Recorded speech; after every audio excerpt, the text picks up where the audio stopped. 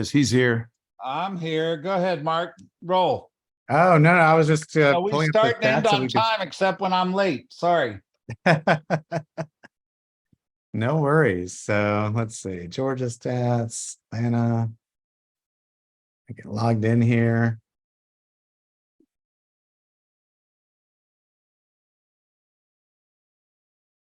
This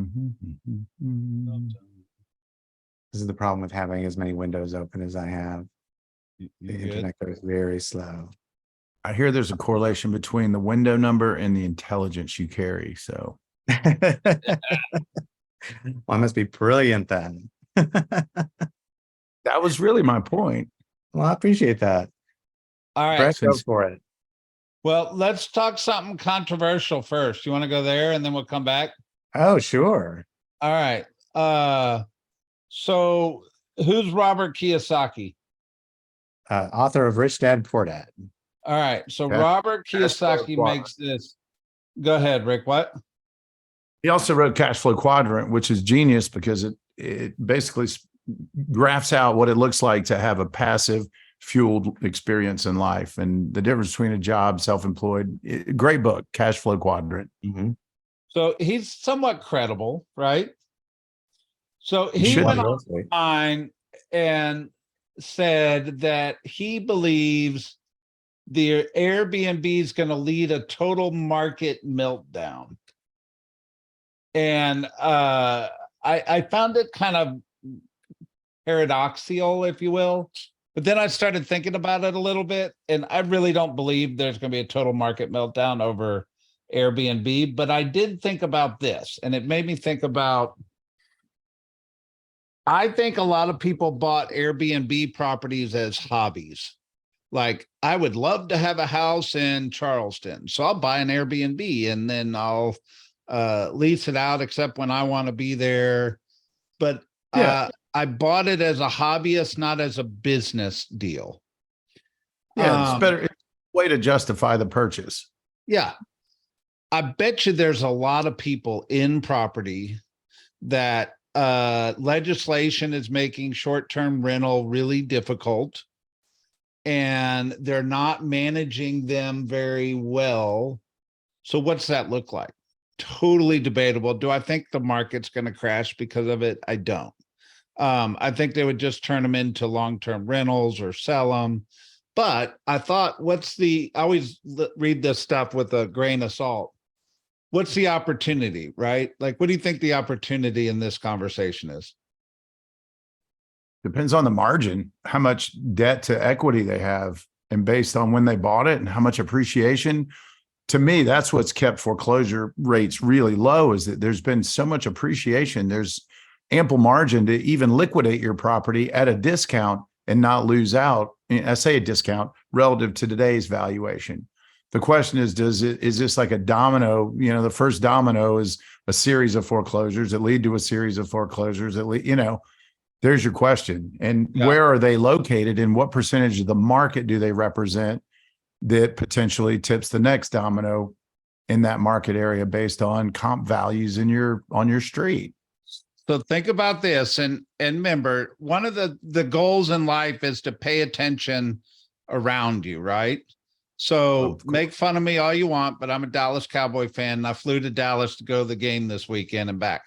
And on my flight Saturday, the lady sitting next to me was flying to Dallas for the 5-star REO conference. And she's a big REO agent in Noonan, Georgia. And I said, so what's going on? And she said, not a lot, but we're hearing it's coming. And I went, well, coming like 2008 coming? Or she said, no, but there's certainly an uptick in REO and property. Now, whether if it'll actually come to the MLS or banks are liquidating it to other people, and you may never even know about it, but there's an uptick. And I thought, interesting, because here I am, she's flying there on a Saturday for an REO conference, which, Rick, you used to be in the REO game. I might go on and say it's a dead market right now, but maybe not. Well, you could see distressed in the computer system as minimal. I mean, 1%, 2%. And it depends again, it's always market driven. I did go to 5-star a number of years in a row. I mean, that was a big event to go network with other asset management companies and see your reps from Fannie Mae and Freddie Mac. But I haven't gotten on a plane yet, but Chartmasters has it at less than 1% for the entire market for FMLS. And that sounds it right. is up, but it's up from like, 0.7 to 0.9%. Yeah. So I mean, in yes, 08, recall it was move compared to what's there, but it's not a big statistical amount. I don't think so either. So it kind of caught me off guard. I'm sitting next to this lady. She's like wearing a jacket that said national something, something on it. And I was like, wow, that's still around. Okay. I do think there is value though to the conversation about the Airbnbs, and in that, with cities like Atlanta putting restrictions on Airbnb ownership and operation, and with people buying them at one price and then not realizing like their taxes are going to jump up and this may not work year two.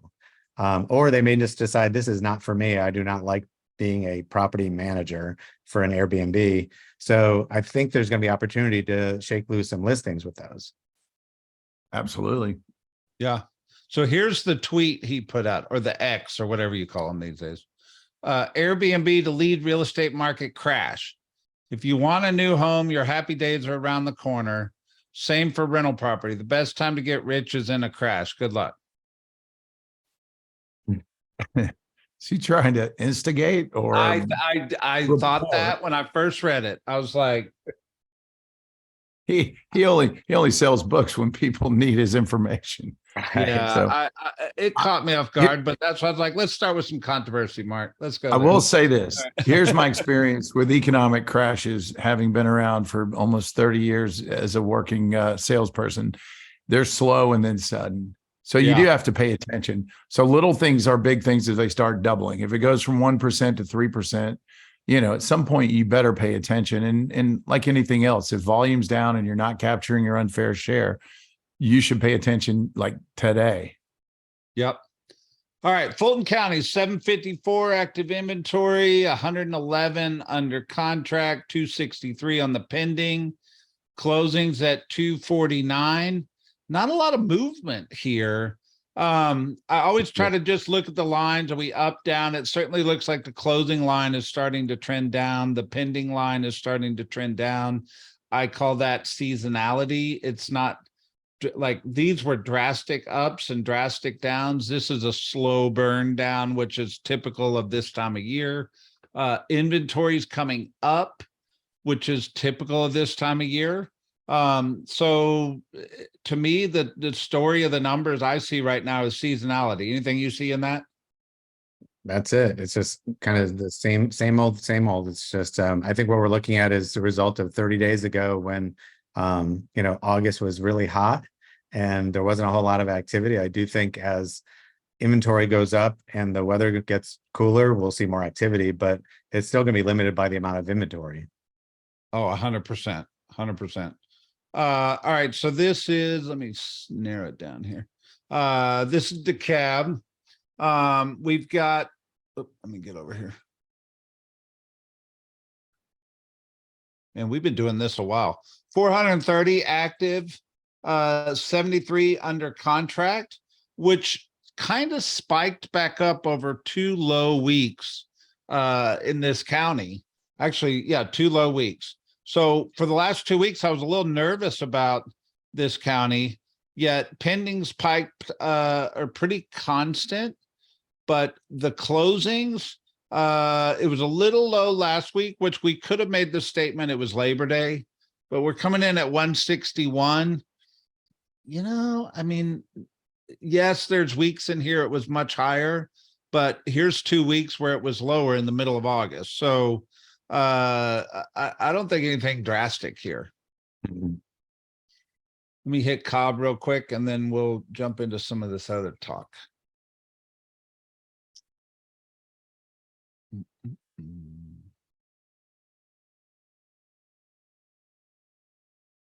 All right, Cobb County's got 391 in the active inventory, 72 under contract, which is a little bit lower. Pendings at 162, which up from last week, but still a little off of where we were running.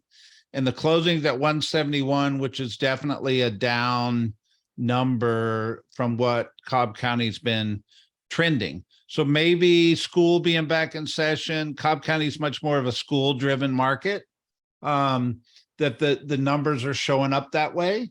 Thoughts? Yeah. And again, with the holiday weekend, you know, you have a lot of vacations, end of summer vacations going on. Yeah, for sure. All right.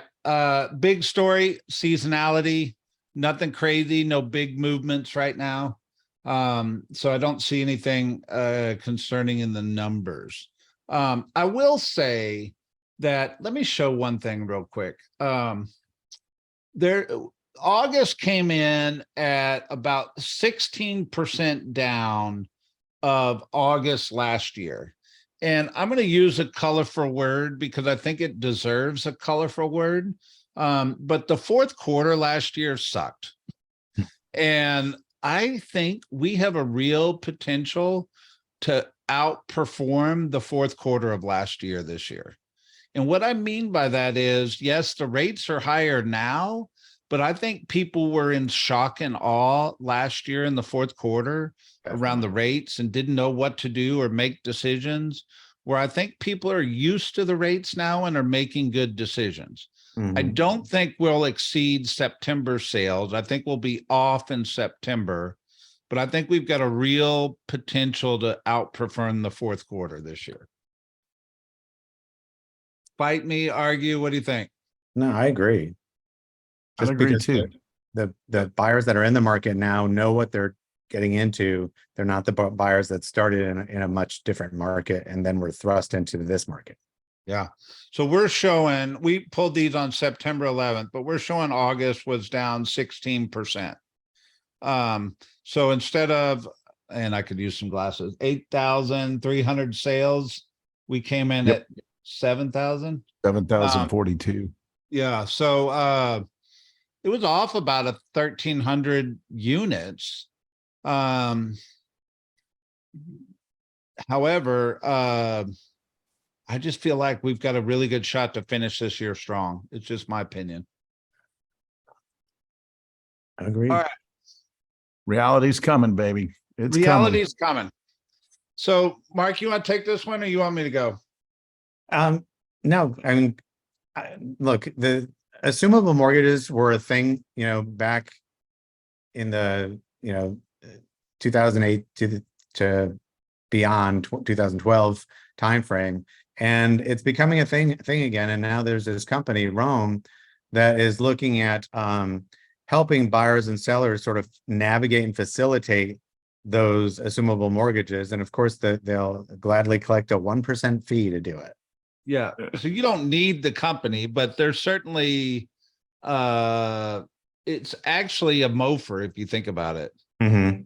Hey, we'll help you navigate your assumable mortgage and show you how to put more money in your pocket by marketing your property as such. Here's the truth. If you're a listing agent, there's a few more questions you probably need to have in your listing consultation that you haven't had in your listing consultation previously. One is, hey, if you're in some kind of government-backed security, I need to know because it could be a potential advantage to you. Do you have an FHA? Do you have a VA? Do you have a USDA loan on your property? And you'd be shocked some of the price points that still have some of these mortgages on them, right? Because they paid the difference in cash. You can still get an FHA loan and put 20% down. You just most people don't, but you can, right? So it's worthy of a question. And are you aware if your loan is assumable or not? It's a marketing thing. Go ahead. Brett, one of our agents last week was negotiating a contract between buyer and seller, and the buyer's his mom, the seller is a client of his, so he's actually doing dual agency, which he's one of the few agents I would be okay with doing dual agency because he understands agency at a high level. But, he asked the question if the seller's loan was assumable, and turns out it is. So he's helping his mom buy this place that she was going to buy anyway, at a 3.25% interest rate. There you She go. has to put an extra 5% down to make up the difference. Yeah, Which- that and the appreciation is the other conversation, because if they're selling at a premium, the loan amount, obviously at one point might have been 10, 15, 20%. It could have been 3%, depending on the loan. But if Right. it appreciates 10 or 15 or 20%, they've got to net that gap too. But that's where wise counsel comes into play. It's like when Courtney Newton became the short sale expert for all of Atlanta, agents were intimidated by, piggyback loans and how to navigate, basically a pending foreclosure in advance of it and sell it off, pre-foreclosure. And because she mastered the process and had the staff and the competency, agents were sending them all their listings, and she crushed it. So there's another example where if this is the new way or a way or better way for some people, you better get out in front of it with your expertise and knowledge, because the worst thing you do is step into something and not know what you're doing and then, mess things up pre-closing. But it is a huge opportunity, but expertise reigns supreme. Absolutely. But I think it's just a question. It's now part of the consultation. Do you have an assumable mortgage? Would you ever consider doing owner financing or carrying a second for somebody? These are questions I never would have asked. I never would have asked those questions, but absolutely you should be asking those questions now, because 100%. isn't that what your fiduciary duty is? To help people navigate all things. And if I found out that I could have offered my loan to somebody else that could have in turn been a marketing thing for my house that caused me to get more money, but you never told me that, you kind of broke your fiduciary duty to me. Well, technically, roundabout we don't way. have fiduciary duty, but yes. Yes, I got you. We Whatever. have a fiduciary like duty. We have a duty of reasonable care. Exactly. Whatever. All right, moving on. Lead gen is not enough. Here's how to nail down lead conversion. Most money is made in conversion, not in the follow-up, not in the lead generation. So this broker talks about a 5-part series that he looks at lead conversion. What'd you get out of this? I mean, my favorite part of the article, it says, it's a lot easier to double your sales by doubling your conversion than doubling the number of leads you're bringing in. And I think that's pretty brilliant. So it also says say that again, Mark. It's easier to double your sales by doubling your conversion on the leads that you already have than to double the number of leads you have coming in and staying at the same conversion rate. And So it makes the the point, pipeline. right? It makes the point that most real estate agents only go on, somewhere between 50 and 70 listing appointments in their entire career. So, which is not enough to get really good at it. And if you do get really good over 50 to 70 transactions, you're probably becoming an expert right as you're ending your career. So you have to practice. Yeah. I mean, you used to walk around real estate offices and every mega agent would have a giant whiteboard hanging on their wall with all the pipeline stuff, right? And the reason they did that, it was just glaring in their face, so they would keep it front of mind, right? Like it was top of mind. I need to work this pipeline. Well, we moved into a digital age for most people. Some people still rock the whiteboard, but I don't see it as much walking around the offices these days. But that pipeline is really where the money is. You could make a joke and call it the gold mine, but at the end of the day, that pipeline is everything.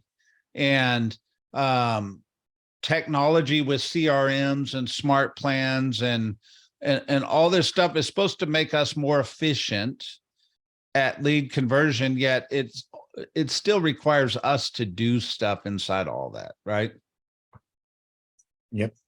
All right. Last thing that I thought was a good article is this one. It says 9 lessons most other agents are learning the hard way. Lack of focus on lead generation. I think this is the number one problem. I think you want something and you're willing to do what it takes, you will always find a way. This speaks to, are you even willing to do what it takes? Meaning, are you disciplined enough to actually commit to doing lead generation every day? Is there a cadence? Is there a routine to your life around generating business for real estate leads, right? Mhm. I think the biggest challenge most agents have is they don't have a clear understanding of what to do to generate leads, so they avoid it. Well, here's the truth is this is one of those, well, it actually kind of speaks to it in the second point is they're a secret agent, but don't be a secret agent in your office. One of the best practices is when you get together with other agents and just do it together. We used to have call nights. We used to have pizza nights. We used to have door knocking parties. There used to be group open house events where they would all go do an open house at the same time. There's always ways to gamify lead generation. And that's probably one of the best ways you learn, right? Going to bold should get you out of your comfort zone to do some lead generation that you're just sitting at the house or the office, you're probably not going to do on your own, right? And make it fun. Like Mark, I know you got something going on in your office, but go ahead, Rick. I was just saying, don't make it complicated. We tend to overthink things and then don't take action because we're, that analysis paralysis. And, get back to the basics, like you said, whether it's bold or honoring, the process in Ignite, where it's the daily 10-4, where you connect with 10 people, put 10 people in your database, send 10 thank you notes, preview 10 houses. You put those together in a series of days. And I know it's not easy to meet 10 new people, but by golly, there's 4 million people in our, 3.8, whatever. It's not even, what am I saying? 6. So I don't know what your market area is, but there's millions of potential candidates. And the other part about conversion, we kind of glossed over conversion, but I think the reason people don't convert more is that their confidence around the market data and their confidence around understanding their clients' needs don't apex in a way that creates a compelling conversation. They don't ask enough questions that illuminate fear of loss and failure.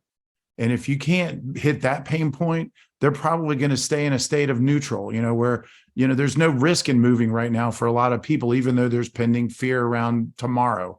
So if you can't illuminate either the opportunity or the risk, you're not going to inspire movement. And so there's my conversion thought for the day. And then back to the basics, keep it simple. And, and I remember in 2009, 10, 11, people were in my office in tears. Oh, I'm going to have to go get another job. Oh, I can't do this. I can't afford my $100 whatever fee monthly. And I'm like, man, if your career hinges on $100, you're in the wrong career and you're doing the wrong things. And it's all in your day planner. Every success and failure lives there. And what I found was people felt this current of desperate energy, but they weren't waking up with an excited element of energy that overrode that, if you will, or, that they don't compound that energy in something positive, it becomes debilitating. And if you're on the call or you hear this and you feel that, action is the only way to overcome that fear of that debilitating fear of inaction. And so it's pick up the damn phone, make a few calls until you land on a conversation that inspires you to make 10 more calls. And so what I found was the day planner didn't support activities that lead to lead generation. And even if your conversion is not awesome, if you talk to enough people, you will eventually convert something. And if 1 or 2 deals a month changes the trajectory of your, economic condition, you need to get serious today. There's no reason to wait even another minute. You should hang up from this call and start calling people. And, hold an open house 8 hours a day until you get a good lead that closes. There's empty houses right now. To make it make sense, right? You can't Well, just at least do one no one's open coming to your and- house. No one's coming to your house or to your cubicle to ask you to help them buy, sell, or invest in real estate. So go where the business and the opportunity is. So there's the third point I'd like You mean to make. people don't walk in the door anymore? Well, and Not Brett, to your cubicle. They probably get tackled at the door and you missed them. Brett, to your point, in our office, we did 4 Mondays in a row where we did a 3 to 3.5 hour lead gen session with Mexican food and margaritas. And over that period of time, 38 different agents participated across the days. Some came some days, some came all days. But over those 38 days, we made over 2,200 contacts and got a lot of business out of it. And those contacts never would have happened had we not done that session. And it was all by text. Yeah. Text and social media. So Wow. lean into what you're comfortable with. If you're deathly afraid of picking up the phone for whatever reason, then no. But you can certainly text and you can use social media. And every day you should be having two-way conversations with people. There you go, Mark. I love it. Last thing I'll throw out there. The inflation numbers came in less than encouraging in the month of August. So the Fed is going to meet in the next couple weeks. I think they're going to raise the rate a little more. What does that mean? I think it's just more of the same. I think the prime rate's going to go up. I think that means credit cards and all that stuff is going to get a little more expensive, which we hope will bring the inflation down. I read an article last week that said they didn't think that inflation was going to get down to 2% until the end of next year, which I find discouraging. Yet, here's the thing. It's just more the same story.